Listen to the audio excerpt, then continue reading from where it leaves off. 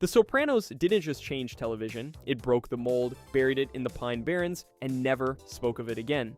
Across 6 seasons, this show gave us some of the most complex, terrifying, hilarious, and deeply human characters ever written. Today we're breaking down the 13 major players who made this world feel so dangerously real, starting with the man at the center of it all. Tony Soprano. Every single character in this show orbits one man. Every betrayal, every panic attack, every bullet fired in a strip club parking lot connects back to him. Tony Soprano isn't just the main character, he's the gravitational center that holds 6 seasons of television together.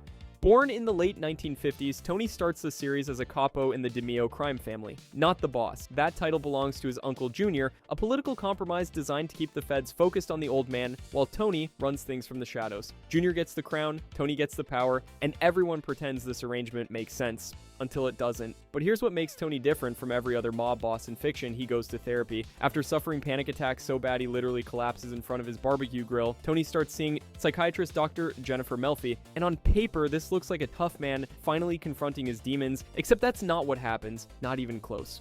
What actually happens is Tony takes the language of psychoanalysis and turns it into a weapon. He learns about his mother's narcissism, and his father's violence, and the childhood trauma that shaped him. Then he uses all of that knowledge to become a more effective criminal. He doesn't stop hurting people, he just gets better at explaining why he had to. Melfi eventually figures this out. She reads a study suggesting that sociopaths in therapy don't improve, they just learn to manipulate more efficiently. By the time she cuts him loose, you realize the show has been running one of the longest cons in television history. You thought you were watching a man heal, you were watching a predator optimize, and the show doesn't let you forget what predator means. Tony personally participates in or orders numerous murders throughout the series. The most gut-wrenching is probably Salvatore Big Pussy Bonpensiero, his close friend of decades who turns out to be an FBI informant. Tony takes Pussy out on a boat with Silvio and Polly, they get a confession, they shoot him, they dump the body in the ocean. Tony goes home to his family like nothing happened. That's the engine of this entire show. Tony is simultaneously the charming dad who worries about his daughter's college applications and the cold-blooded killer who executes his best friend on a fishing trip. The show never asks you to pick one version. It forces you to hold both in your head at the same time, and that tension is what made it the most important drama in television history. Then there's the ending. The series finale cuts to black mid-scene while Tony sits in a diner with his family, Journey playing on the jukebox, a suspicious man walking toward the bathroom. And that's it. No gunshot, no confirmation, no closure. Half the audience believes Tony was assassinated, pointing to the show's earlier line about how you probably don't even hear it when it happens. The other half sees it as a statement about living under perpetual threat, where every meal could be your last. The show gave us 6 seasons of one of the most complex characters ever written, and then refused to tell us how it ends. Which is, not ideal, but Tony Soprano is only half the equation. Because behind every mob boss is someone holding the family together while pretending not to notice the blood on his shirt. Carmela Soprano, here's an argument you don't hear enough. Carmela Soprano might be the scariest character on the entire show. Not Tony, not Richie, not Ralph, Carmela. And I can prove it, Tony's evil is obvious. He strangles people, he orders hits, he ruins lives with his bare hands. You see it, you process it, you move on. But Carmela? Carmela's sins are the kind that millions of people commit every single day without ever losing a minute of sleep. And that's what makes her terrifying. On the surface, she's a devoted Catholic mother of 2, living in a massive New Jersey home, attending church regularly, raising Meadow and AJ to be respectable members of society. Lovely. Except every single dollar funding that house, those clothes, and those kids' futures comes directly from murder, extortion, and organized crime. And she knows it. Carmela isn't some naive housewife who stumbled into a bad marriage and can't find the exit. She is, on a visceral level, attracted to the volatility and ruthlessness that comes with Tony's world. The danger, the power, the status of being married to the boss. She doesn't just tolerate it, she feeds off it, but she can't admit that. So instead, she builds this elaborate psychological fortress where she's fundamentally a good person who just happens to live in a bad situation. She goes to church, she donates to charities, and when a priest has the audacity to imply she might be willfully blind to where her lifestyle comes from, her reaction isn't guilt, it's fury. Because he's threatening the entire narrative she's constructed to keep herself sane. Is she a victim of Tony's abuse and manipulation, trapped in a marriage she can't safely leave? Or is she a full moral accomplice who suppresses every inconvenient truth because the alternative means giving up the house, the rings, and the comfort? The honest answer is, she's both. And that combination, someone who knows the truth but chooses the lie because the lie comes with a 6-bedroom colonial, is a mirror the show holds up directly to the audience. Tony kills people, we all agree that's bad. But Carmela represents something far more common, the perfectly normal person who benefits from systems they know are wrong and never once considers giving any of it back, which is, not ideal. But if Carmela is the queen of self-deception, the next character we need to talk about is someone who deceived himself into thinking he could be both a mobster and an artist. It didn't go well. Christopher Moltisanti. Christopher Moltisanti is the most tragic character in The Sopranos, and I don't say that lightly in a show where practically everyone dies miserable. He's Tony's protege, his surrogate son, the guy being groomed from day one to carry the family forward. He starts as an associate, works his way up to captain, and does everything asked of him along the way. Murders, cover-ups, collections, the whole package. And his reward for all of it is getting suffocated by the man who claimed to love him like a son. But here's the thing about Christopher that makes him so fascinating. He could see the machine. He understood on some level that the entire system around him was built on hypocrisy and exploitation. The older guys romanticized their criminal past while crushing anyone who tried to want something different. Christopher wanted to write screenplays. He wanted to make movies. He poured himself into a film project called Cleaver, and the response from everyone around him was mockery. Not because the project was bad, although, let's be honest, it probably wasn't great, but because having ambitions outside the life was seen as pretentious, as disloyal even. And that's the contradiction nobody wanted to acknowledge. You can murder people for a living, but wanting to tell stories about it? That's where they draw the line. Christopher pointed this out repeatedly, and nobody listened. Some analysts have argued he was actually correct in his complaints. The hypocrisy was real. The exploitation was real. He just didn't have the power or the sobriety to do anything about it, because that's the other half of Christopher's story. Heroin and alcohol destroyed him from the inside out. His addiction became a recurring crisis that tanked his reliability, damaged his standing in the family, and gave Tony the justification he needed to write him off. After a car crash, Tony looks over at Christopher, sees a man who will never stop being a liability, and pinches his nose shut. Kills him right there. The guy he raised, the guy he mentored, gone. Christopher's death isn't just karma for the terrible things he did. It's a statement about what happens when you try to articulate the flaws of a system from inside it. The machine doesn't fix itself, it eats you. And if you think that's bleak, wait until you meet the guy who survived the entire machine by simply never thinking about anything at all. Paulie Gualtieri. Paulie Walnuts might be the most dangerous character on The Sopranos, and not because he's the most violent or the most powerful. He's dangerous because he makes you forget what he actually is. The show wraps him in so much comedy that your brain files him under lovable goofball instead of genuinely terrifying enforcer with zero empathy. And that's exactly what David Chase wants you to do. On paper, Paulie is a soldier turned captain in Tony's crew. He shakes people down, he collects, he hurts people for a living. Violent, impulsive, paranoid, and almost completely incapable of considering another human being's feelings. But here's the thing, you don't remember any of that when you think of Paulie. You remember him getting lost in the Pine Barrens with Christopher, freezing to death, arguing about an interior decorator who killed 16 Czechoslovakians. You remember the one-liners, the hand gestures, the exaggerated reactions that make him one of the most quotable characters in television history? And that's the trick. The Sopranos deliberately uses Paulie's humor to soften your judgment. You laugh at him so often that when he does something genuinely horrifying, your brain smooths it over. He's funny, Paulie. He's harmless, Paulie. Except he's not. He helped murder his friend Big Pussy on that boat without blinking, participated in an execution, tossed a body into the ocean, and went back to complaining about restaurant portions the next day. Which is, not ideal. Then there's the loyalty question. Paulie talks behind Tony's back constantly. He gossips, he leaks information, he stirs up discontent whenever he feels underappreciated. Some viewers see that as harmless venting. Others see it as the behavior of someone who would flip sides the second it benefited him. The truth is probably somewhere in the middle, but the fact that you can't tell says everything about the character. He's loyal enough to kill for Tony, but self-centered enough to resent him for not saying thank you. Paulie Gualtieri is the show's thesis statement wrapped in a tracksuit. You love him because he's hilarious, and the show knows that's exactly why you should be worried about yourself. But if Paulie is Tony's loud, unpredictable right hand, his quiet, steady one is somehow even more interesting. Silvio Dante.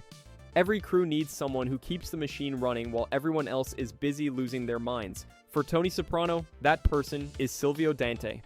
Played by Steven Van Zandt, who you might recognize as the guitarist from Bruce Springsteen's E Street Band, Silvio is Tony's consigliere, which is basically a fancy Italian word for the guy who tells the boss when he's about to do something stupid. And he's arguably the most consistently competent person in Tony's entire operation. Silvio owns and runs the Bada Bing, the strip club that functions as the unofficial headquarters for the Soprano crew. Every major conversation, every backroom deal, every tense sit-down between captains, it all happens at the Bing. He's simultaneously managing a business built on exploitation and advising on which people need to stop breathing, which is, quite the LinkedIn profile. Here's the thing about Silvio that people miss. He's not background support. Many of Tony's biggest decisions are directly shaped by quiet conversations with this guy.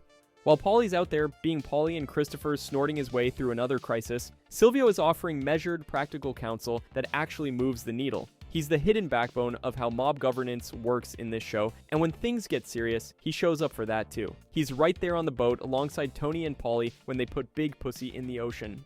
No hesitation, that's not a guy who just runs a strip club. That's a trusted executor of the family's most permanent decisions. Silvio's been entrenched in this life since the beginning. He grew up around it, came up through the ranks with Tony, and never once considered doing anything else. This isn't a career pivot, this is the only career. He's characterized by a foul mouth and a healthy dose of paranoia, but unlike some of his colleagues, he's surgical, controlled. The kind of guy who only raises his voice when the math demands it, but if Silvio keeps Tony's criminal life functioning, there's someone else who tries to keep his actual mind from falling apart. And she's got a very different set of tools. Dr. Jennifer Melfi. Most characters on this show kill people, steal things, or destroy lives for personal gain. Dr. Melfi does none of that, and somehow, her final scene might be the most devastating moment in the entire series.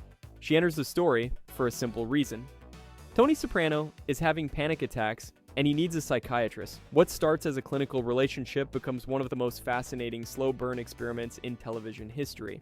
Because Melfi isn't just listening to a guy talk about his feelings, she's sitting across from a predator and trying to decide week after week whether she's helping him or sharpening his teeth. Here's the thing. Melfi is genuinely good at her job. She identifies Tony's childhood trauma, his mother's emotional abuse, his inability to process grief without violence. She makes real breakthroughs. The problem is that none of those breakthroughs change what Tony does when he leaves her office. He gains self-awareness, walks out the door, and uses that awareness to manipulate people more effectively. It's like teaching a shark about marine biology. Interesting for the shark, terrifying for everyone else, and Melfi starts to notice. Slowly, painfully, across multiple seasons, she watches Tony absorb the language of therapy without absorbing any of the accountability. He learns exactly why he hurts people, then he keeps hurting people, which is, not ideal. The breaking point comes when she reads a study suggesting that sociopaths don't benefit from therapy. Instead, they use it as a training ground for better manipulation. She looks at Tony's history, looks at her own notes, and sees it. Every insight she gave him became a tool, not a cure. So she terminates therapy. No dramatic monologue, no big confrontation. She just tells him they're done. That quiet moment is one of the show's most important statements. Melfi has her own trauma, her own professional crisis, her own arc of realizing that some patients cannot be saved by talking. Fans debate whether she should have reached this conclusion years earlier, but her persistence feels honest. Therapists don't give up on patients easily. That's the whole point of the profession. The tragedy is that she was right to try and right to stop. Both things are true simultaneously, but if Melfi represents Tony's chance at self-understanding, the next character represents his oldest family rivalry, and one that gets sadder with every passing season. Junior Soprano. Junior Soprano is one of the saddest characters in television history, and I don't think that's even up for debate. He starts the show as a genuinely dangerous man and ends it as someone who can't remember his own name. And the worst part is, the show never lets you look away from it. Here's the setup. Junior is Tony's uncle and the official boss of the DeMio crime family, but that title is basically a political shield. Tony runs the real operations, while Junior sits at the top of the org chart, absorbing all the heat. Federal indictments, surveillance, legal scrutiny, all of it lands on Junior's desk while Tony operates in the shadows. If you're Tony, it's a clever arrangement. If you're Junior, it's a slow-motion humiliation dressed up as respect. And Junior knows it. He's not stupid. He's old school, cautious, and deeply suspicious of Tony's motives, which, to be fair, he should be. Tony is absolutely using him. That mutual distrust occasionally erupts into genuine hostility. Junior even sanctions a hit on Tony in season 1. His own nephew. That's not a confused old man. That's a calculating boss who sees a threat and acts on it. But then time does what time does. Junior gets indicted, put on house arrest, develops cancer, and slowly, almost invisibly at first, his mind starts to go. He forgets conversations. He becomes confused about where he is and who he's talking to. The man who once ordered assassinations from a doctor's office can barely follow a sentence, and then comes the moment that still has fans arguing years later. Junior shoots Tony. Not as a strategic power move, he shoots his nephew because he genuinely believes Tony is an intruder in his home. The most shocking act of violence in the entire series comes from confusion, not cunning. Which is, not ideal. That's the tragedy of Junior Soprano. He built his entire identity around control and fear, and the universe responded by taking away his ability to understand either one. By the final season, he's in a state facility with zero awareness of the empire he once ran. The man who ordered hits and the man who can't remember ordering lunch exist on the same timeline, and the show refuses to let either version erase the other. But if Junior's decline is about losing your mind, the next character is about losing your soul. Because Big Pussy Bonpensiero had a choice to make, and he made the wrong one. Big Pussy Bonpensiero. Salvatore. Big Pussy Bonpensiero is one of Tony's oldest friends. Not an acquaintance, not a business partner, a genuine friend. The kind of guy who's been at every barbecue, every card game, every family event for decades. Which is exactly what makes his betrayal one of the most gut-wrenching arcs in the entire series. Pussy is a soldier in the Soprano crew, and for a long time, that's all anyone thinks he is. Reliable, loyal, part of the furniture. But here's the thing. Pussy got pinched by the feds on a drug charge, and rather than face serious prison time, he became an FBI informant. Not because he wanted to destroy Tony, he did it because he was terrified of spending the rest of his life in a cell. Which is, not ideal for anyone in his line of work. The show handles this as a slow burn. Suspicions build over time, little inconsistencies, moments where Pussy's story doesn't quite add up. This creeping tension becomes one of the defining threads of Season 2. You're watching a man try to hold two lives together while knowing both are falling apart. Then we get Funhouse. Tony's food poisoning triggers fever dreams that are genuinely some of the most surreal sequences the show ever produced. Pussy appears as a talking fish. I know how that sounds. But it works because the imagery taps directly into Tony's subconscious guilt and the weight of what he already knows he has to do. When the moment finally comes, Tony, Silvio, and Paulie take Pussy out on a boat. They confront him, he confesses, and they kill him. Three friends putting bullets in a fourth. The body gets weighted down and dumped into the ocean. No funeral, no ceremony, just gone. The cruelest irony is that Pussy's informant work never even leads to Tony's arrest. All that betrayal, all that guilt on both sides, and it amounts to nothing. He destroyed the most important relationships in his life for a deal that didn't deliver. Once loyalty breaks in this world, there's only one outcome. But if Pussy's betrayal was a slow, agonizing realization, the next threat to Tony's crew hits like a freight train with zero subtlety. Richie, a prowl. Every mob story has that one guy who walks out of prison and immediately makes everything worse for everyone around him. Richie April is that guy. He's a capo in the Diomeo crime family, older brother of former acting boss Jackie April Sr., and he returns to New Jersey with a decade's worth of grudges and exactly zero interest in how things have changed while he was gone. Here's the thing about Richie. He doesn't just want back in, he wants everything he thinks he's owed, and the list is long. He's impulsive, callous, greedy, narcissistic, and has a temper that runs on a hair trigger permanently set to detonation. He serves as the main antagonist of Season 2, and he earns every bit of that title by being genuinely unpleasant in virtually every scene he's in. The man radiates menace the way a space heater radiates disappointment. But what makes Richie genuinely dangerous isn't just the violence, it's the entitlement. He believes the family owes him for his years inside, and he sees Tony's leadership as something he should be able to bulldoze through. Naturally, he gets romantically involved with Janice Soprano, Tony's sister, because apparently two of the most volatile people in New Jersey looked at each other and thought, yeah, this seems sustainable. Now here's where the show pulls one of its all-time greatest tricks. You spend an entire season watching Richie build toward what feels like an inevitable mob confrontation, a sanctioned hit, a war, something big and bloody. Turns out, no. Richie dies in May 2000 during a domestic argument with Janice. The specific trigger is his violent reaction to finding out about his son's sexuality. He hits Janice. Janice shoots him in the chest and then the head, which is, not ideal for Richie. Tony, Christopher, and Furio quietly dispose of the body. The official story becomes that Richie flipped and entered witness protection, clean and simple.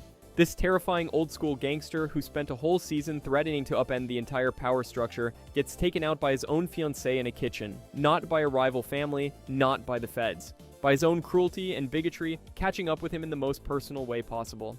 But if Richie made your skin crawl, wait until you meet the guy who replaced him as the family's biggest problem. Because Ralph Cifaretto makes Richie look like a minor inconvenience. Ralph Cifaretto. Ralph Cifaretto is the character that makes you realize the other mobsters on this show are, by comparison, almost tolerable. Almost. because Ralph is loud, obnoxious, sadistic, and completely devoid of empathy in a way that makes even Richie April look like a reasonable guy to grab a beer with. And the worst part, he knows exactly what he's doing. Every cruel thing that comes out of his mouth is calculated to get a reaction, and he loves every second of it. Here's the thing about Ralph, he's an exceptional earner. Sanitation contracts, illicit gambling operations, construction rackets. The guy prints money for the family. And that's the only reason Tony keeps him around as long as he does. Ralph is essentially a golden goose that also happens to be a war crime. Tony knows this, everyone knows this, but the cash flow is too good, so they all just kind of look the other way and hope he doesn't do anything too horrifying at dinner. He does, of course. Ralph beats a young woman to death outside the Bada Bing, a pregnant young woman specifically, and the fallout from that act is one of the most telling moments in the entire series, because while Tony is furious about it, Ralph faces zero real consequences. He's too valuable, which is, not ideal. But here's where it gets genuinely interesting. When Ralph's son Justin is critically injured in an accident, something cracks open in him. For a brief window, you see actual human grief, actual fear, a father terrified of losing his child, and the show is incredibly deliberate about not letting that moment redeem him. It doesn't frame it as a turning point or a character evolution, it's just a crack in the armor that makes everything worse, because now you know he's capable of love. He just chooses not to extend it to anyone else, and then there's Pi. Oh my. Tony's beloved racehorse dies in a suspicious stable fire, and Ralph is the prime suspect. Tony confronts him, the argument escalates, and Tony strangles Ralph to death in his kitchen, then decapitates the body for disposal. Cool. That's also a thing that happened. The fact that Tony kills Ralph over a horse rather than over the murdered woman at the Bing tells you everything you need to know about Tony Soprano's moral compass. It's not broken, it's just pointed at something completely different than you thought. But if Ralph tested Tony's patience, the next guy tested his entire operation. Phil Leotardo didn't just cause problems, he wanted a war. Phil Leotardo. Phil Leotardo spent 20 years in prison and will not let you forget it.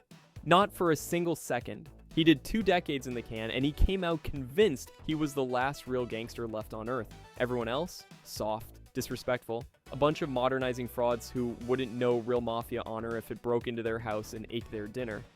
Here's the thing about Phil. He's a high-ranking member of the Lupertadze crime family, and he eventually claws his way to boss. The moment he gets that seat, he becomes the most dangerous kind of leader. Not dangerous because he's smart. Dangerous because he's rigid.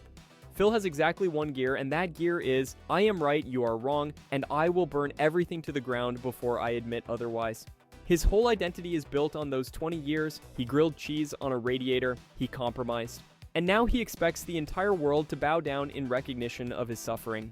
The problem is, nobody owes him anything, and the slights he's collecting aren't even real half the time. He's keeping a mental scoreboard only he can see. This fixation drives him to refuse perfectly reasonable compromises with Tony. Deals that would preserve profit, keep everybody alive and earning. Phil doesn't care.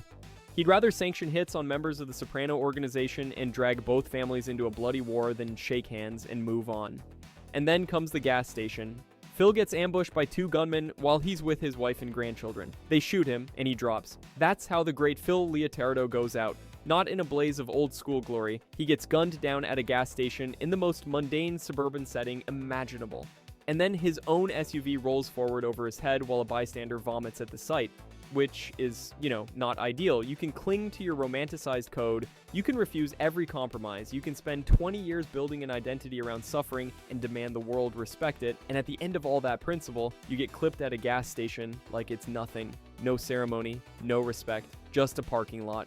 But if Phil represents the old guard refusing to bend, the next generation has a completely different problem, one that might be even harder to solve. Meadow Soprano. Meadow Soprano is the character that makes you ask one very uncomfortable question. Can you actually escape a world that raised you, fed you, and paid for your entire life? Because on paper, Meadow is the success story. She goes to Columbia, gets good grades, and seems destined to break free from all of it. But here's where it gets complicated. Meadow dates Jackie April Jr., a kid who tries to follow in his dead father's mob footsteps and gets killed for it. That should be the wake-up call. That should be the moment she runs in the opposite direction. And to her credit, she does pull away for a while, throwing herself into school, activism, building something that looks nothing like the Soprano household. Then she decides to become a lawyer. Specifically, the kind of lawyer who defends people accused of crimes. Which is, not ideal. Because the quiet implication is that Meadow isn't escaping the family business. She's entering it through a different door. The show never confirms this outright, but it doesn't need to. The trajectory speaks for itself. Meadow genuinely believes she's making independent choices. She pushes back against how Italian Americans are profiled, builds intellectual arguments for why people like her father deserve fair representation, all of which sounds reasonable until you realize she's essentially constructing a moral framework that protects Tony. It's cognitive dissonance wrapped in a law degree. Then there's the finale. Meadow is trying to parallel park outside the restaurant where Tony, Carmela, and AJ are already seated. She fails, tries again, fails again. Fans have spent years arguing about what it means. Some say it's pure tension building. Others read it as a metaphor for her entire arc, someone constantly trying to fit into a world that was never designed for straightforward arrivals. Either way, it's one of the most discussed 30 seconds in television history, a girl parking a car. That's the power of good writing. The real debate around Meadow is whether she represents hope or inevitability, whether education and awareness are enough to break the cycle, or whether the loyalty she's built over a lifetime ensures the pattern just continues wearing a nicer suit. The show leans toward the second option, but never fully closes the door on the first, which somehow makes it worse. But if Meadow is the kid who might escape, there's another Soprano child who never even gets close. AJ Soprano. Most people can't stand AJ, and honestly, that's fair. For the majority of the series, he comes across as a spoiled, directionless kid who can't get out of his own way. He's Tony and Carmela's youngest, Meadow's little brother, and by virtually every metric his parents care about, a disappointment, bad grades, no ambition, no plan, just vibes, and not even good ones. But here's the thing. AJ might be the most important character in the entire show, and almost nobody realizes it. Strip away Tony's charisma. Remove the violence, the crew, the power, the ability to channel all that internal rot into something external. What are you left with? Depression, emptiness, panic, a guy who doesn't know why he's alive or what any of it means. That's AJ. He's Tony without the outlet. Same broken wiring, completely different output. Tony's psychological damage manifests as panic attacks and hurting other people. AJ's turns inward. He spirals into nihilism, starts questioning the point of everything, and eventually attempts suicide by tying a cinder block to his leg and jumping into the family pool. And that moment changes the entire show. Because up until then, you could dismiss AJ as comic relief, the lazy kid who can't hold a job, the punchline. But a suicide attempt isn't a punchline, and it forces Tony, Carmela, and the audience to reckon with something they've been ignoring. This family isn't just morally broken, it's psychologically poisonous. The damage doesn't stop at Tony, it leaks downward. What makes AJ genuinely fascinating is that he becomes the show's most direct vehicle for existential despair. He's not articulating mob philosophy or scheming for power, he's asking why anything matters. And the show never really gives him an answer. Tony tries to fix it the only way he knows how, throwing money and connections at the problem, setting AJ up with jobs and opportunities. But you can't employment placement your way out of generational trauma. The series ends without telling us what happens to AJ. Does he find his footing? Does he repeat the cycle? Does the emptiness swallow him whole? We don't know. And that ambiguity is the point. AJ is the question the entire show has been building toward. What happens to the next generation when the foundation is rotten? Tony had the mob to give his life structure. AJ has nothing, and nothing might be worse. If you enjoyed this video and want to see more, click the video on the screen now.